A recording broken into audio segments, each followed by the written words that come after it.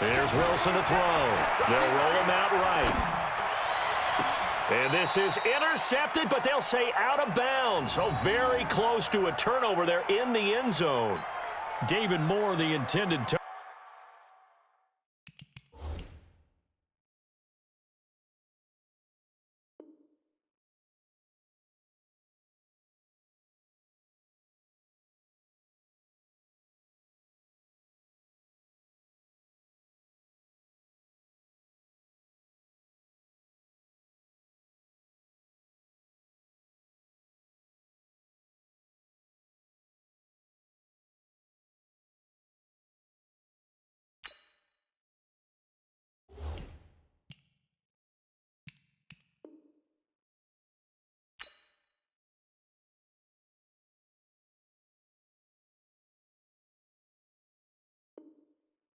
But it'll be second down.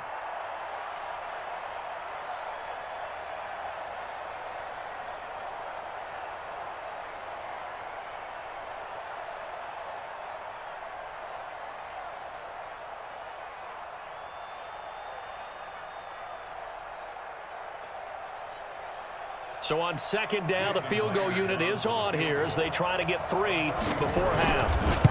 From the left hash, this from 34. So we will not go into the lockers tied. We do have a leader in the clubhouse, so to speak. Yeah, it's only 3 points. Doesn't seem like much, but it looms big the way that they got it done right before the half ended.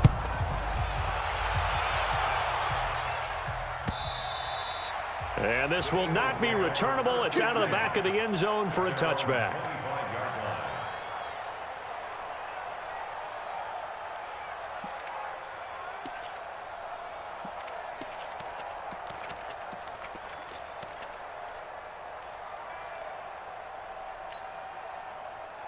The Eagles offense set to begin their next drive. Likely time for just one final play, and then it'll be off to the locker room to talk about how they can erase this deficit. Yeah, and I think a lot of people look at it and go, well, maybe you take a shot here. Maybe you get some momentum going into the half. What's the flip side of that? You do something crazy, quarterback gets hit, ball comes free, and now you're down an even bigger margin. Go ahead and take this one, go to the locker room, start over. Listen.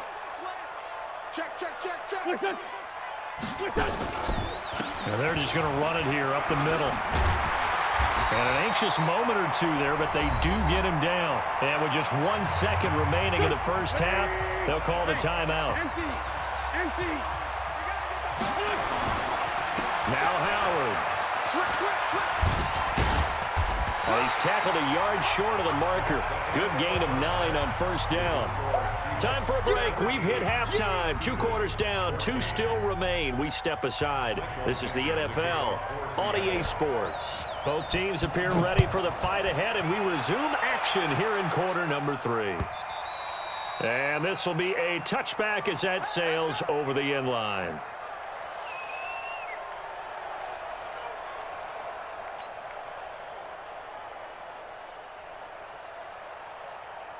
Already at the line, this Philly offense set to go. They're close game, but they're going to need to do a little bit better probably here in half 2, no? I would agree with that totally. I would guess it in the locker room. They talked about cleaning up some of the errors, but overall, I think they wanted to be positive with them. Guys, we're right there. Just not playing as well as we need to. Let's pick it up, and we still have a chance to win this game. Yeah, they do. We'll see if they can pick it up. On second and 9, Wentz, and he's got it complete to Darren Sproles. And that'll wind up moving the chains again as the tackle's going to be made at the Seahawks' 45-yard line. And at his size, he's a smaller back. You can get him the football. He can kind of get lost, make someone miss. It's good for him. Yeah, it's great for him. I like what you said there. Sometimes he gets lost in the traffic a little bit, but get him out in the open field into some space. That plays to his strengths the best and keeps him out of it where all the big boys are, you know, make someone miss in the open field. From the 32 now, here's 1st and 10. Running with Howard. Down to the 30 after a gain of 3. They tried a quick hitter inside, but that one was swallowed up because what they're hoping, this big defensive lineman will take the bait and move laterally and open up a crease that they can run through. Didn't happen on that play. We ain't giving up nothing today. Check nickel, nickel, nickel. 57, 57. They fake the give. Now Wentz. And this will be incomplete. Physical play on the football there, and it's second down. We have not seen a whole lot of wide-open receivers. Everything seemingly has been contested. And that's another nice job there to force an incompletion. They've been very cohesive, knowing each other's moves all game long, and they've been on the spot just about every time. And they've held them in check on the scoreboard. And now the third down throw incomplete as well. Not only was the call spot on, how about the execution of that defense right there? The zone was absolutely locked up tight. He was trying to force it in there on third down. But if there's a time to force it, he felt like he needed to make a play, right? Yeah, exactly right. Third down, you got to try and find something. There's nothing available there for him. So that's a 7-play drive that ultimately stalls out there at the end. Yeah, things were a little leaky in the beginning on that drive, weren't they? But how about the front seven? As they got closer to the goal line, things stiffened a little bit, forced the field goal. And this return net's positive as he gets past the 25 and up to the 27-yard line. Coming to the line here to begin their next drive, the Seahawks offense. And after the field goal last time, we'll see what they can get here. At least they got points out of the last drive, Charles. I've never met an offensive coach that didn't want to drive to end with a kick. Most of them wanted to end with a PAT, right? In this case, a field goal, they'll take it way better than the alternative, which is a punt. Yeah, but you met fan bases that wanted that weren't happy with that field goal. I haven't met a fan base yet that wants to drive to end with a kick, other than the extra point. That's it. The last run got 3. Now here's 2nd and 7. Switch. I'll go special. I'll go special. Check, tick, watch out. They run again with Carson, and that'll hurt the average a bit as this time they're able to get him behind the line. It's a loss of 4. Now third down. Well, Brandon, he's had a great day, but sometimes the other guys make a play against you. What's that expression they like to use in the NFL? Those guys get paid too, you know. Yeah, in college they say, hey, they're on scholarship too. In the NFL, they're getting paid too. With the day he's had, you can have one go in the wrong direction. Big play coming up. Here's 3rd and 10. I would expect to see some pressure here.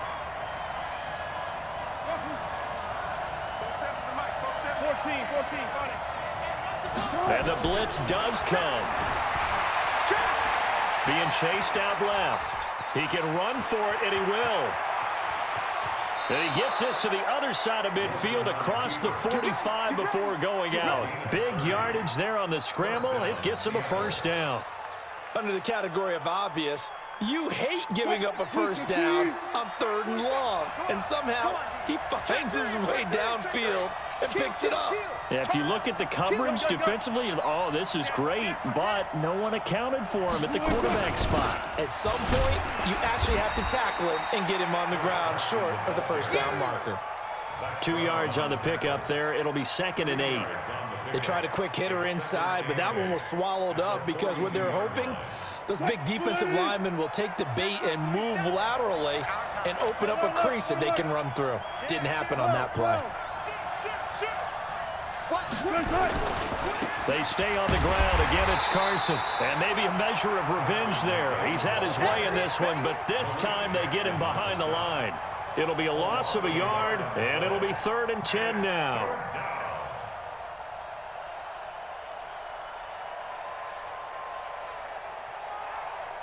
Try to get one more in here before the quarter breaks.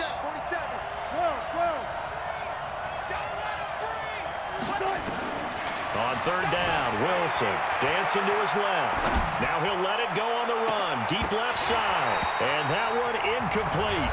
They try to sneak in a deep ball with the clock running down, but to no avail as time will expire on this 3rd quarter of play.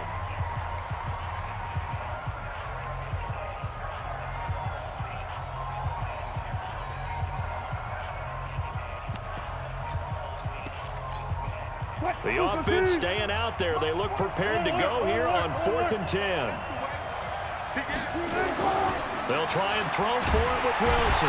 Under a heavy rush, and down he goes. Malik Jackson, the 6'5" D tackle with a sack. Boy, an incredibly aggressive move to go for it there. Game tied 4th quarter. You got to be surprised. I am, and I know that we're in a new era of football where we look at the analytics sometimes, and a lot of time, the analytics tell you to go for it, right? But do the analytics take into account game situation, where we are, all those things? In this situation, I thought it was an incredibly aggressive play. It didn't work out, and again, tie game fourth quarter makes this thing a little bit more interesting. Mike 54 in your face. Hey, Delta. Kill, kill, kill. On 2nd and 9, Wentz, wide open receiver, complete. And he's corralled, but not before getting it inside the 35. Give him 14 on that one and a first down. So they'll come up 1st and 10 now from the 33. They go counter with Howard. He's got a first down and much more inside the 20. And he's going to get it all the way down to the 10-yard line. 23 yards on the pickup there and a first. He had his eyes on the end zone once he hit the secondary, but they're finally able to slow him down. Yeah, and I've got to look at this one from the defensive point of view. You just mentioned finally able to slow him down. They've got to figure out a way to make that at the point of attack, at the line of scrimmage, because once he gets through, he's shredding them. They run with Howard. And running room hard to come by here. He gets it down to the 8. Give him a couple on the carry there, 2nd and 8. Now, what's the thinking here? Because a touchdown would be nice, but you've ensured yourself a chance at 3 in the lead, so how worried are you about the 6? You're not very worried about if you're confident in your kicker. And if you got a kicker who can put it through the post, you feel really good about trying to bleed that clock down. In an ideal scenario, your kicker puts it through the post as the clock hits zeros. One of the bigger plays in the game thus far, and the crowd getting into it as we come up on a big 3rd down. Working from the gun, Wentz. And it's caught. And he will get him down a couple yards shy of the first down marker. A nice tackle coming up from his free safety spot.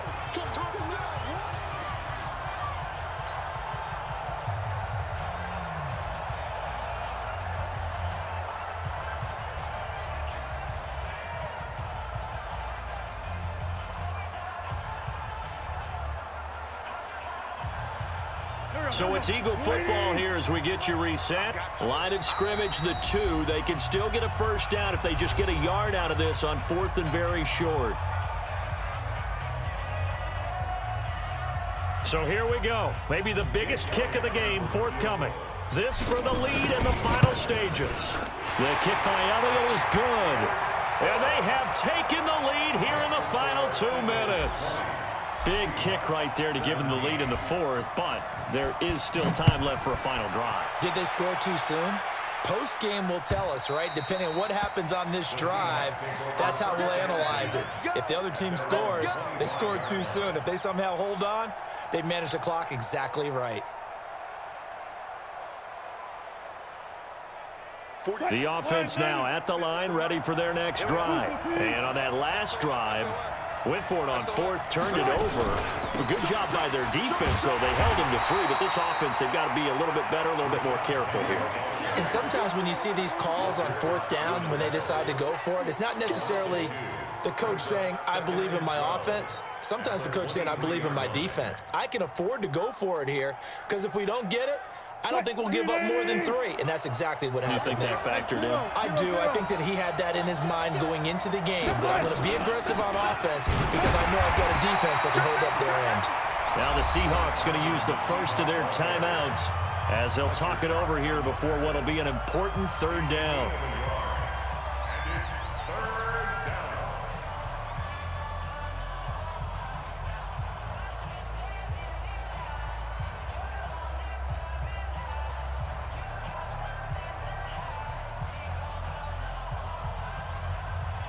Mike 315. Mike 27. Alert. Back to throw. Now a desperation throw deep down. It got his man complete. Well, that's how you convert on 3rd down with an explosive gain of 34. Now you're right on the edge of field goal range. You've still got time, but get up to the line of scrimmage and get set. On 1st down, Carson. Oh, no, he lost the football. And it's picked up by the Eagles. Well, that's simply